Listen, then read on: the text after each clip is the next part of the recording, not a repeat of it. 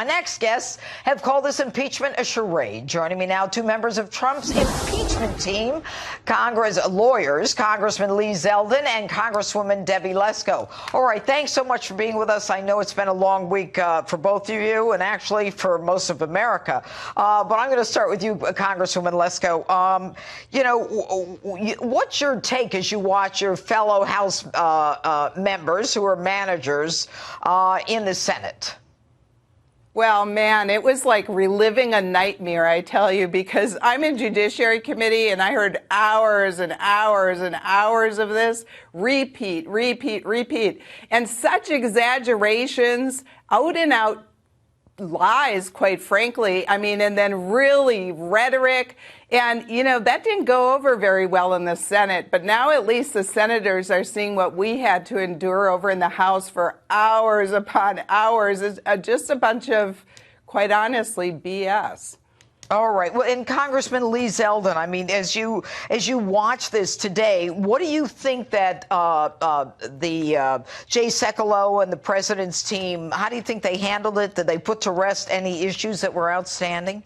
They were awesome. I mean, they were the use of 2 hours to effectively demolish what was 21, 22, 23 hours on the other side with the House impeachment managers. The problem is that Adam Schiff, he is really trying to write the world's greatest parody.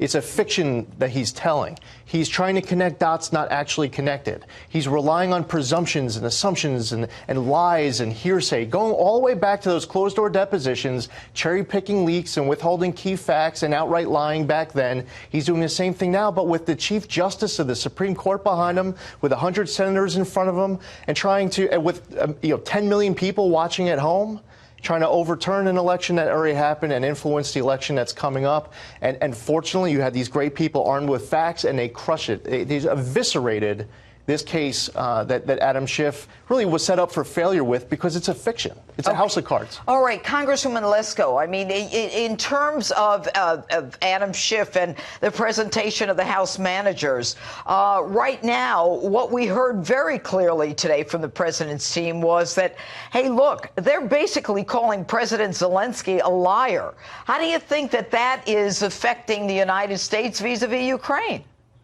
Well, it's terrible, and it's really unfortunate because all the Democrats care about is grabbing back power.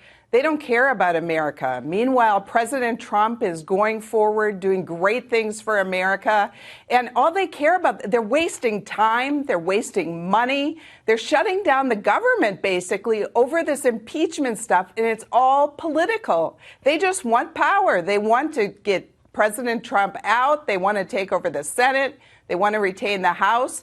This is just a power grab. It's like a big act or something. I just hope the American people see through this and see it for what it is.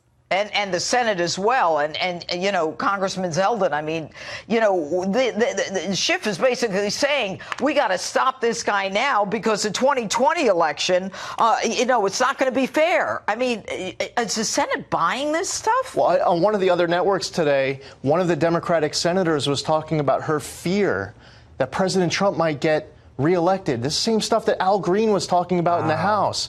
And you could play all the videotapes going back to when the president was first elected. And right outside where we are right now, the streets of Pennsylvania Avenue lined up with the signs that said, "Impeach him now." I mean, while his hand was on the Bible taking the oath, they've been doing everything in their power to try to take him down. And quite frankly, they made their mind up a long time before. But I'll tell you, some of those House impeachment managers actually voted against the aid to Ukraine that they're sitting there trying to attack this president for. Oh, you know what I'd like? After the show, I want you to give me that list. I want to know who they are who voted against Jeffries and Lofgren, and there were others as well. And the others, some of these House impeachment managers voted for impeachment before any of this stuff even happened. It was this president that provided lethal aid that President Obama refused to do because of deference to Putin. Yes, deference to Putin. Congressman Lee Zeldin and Congresswoman Debbie Lesko, thanks so much.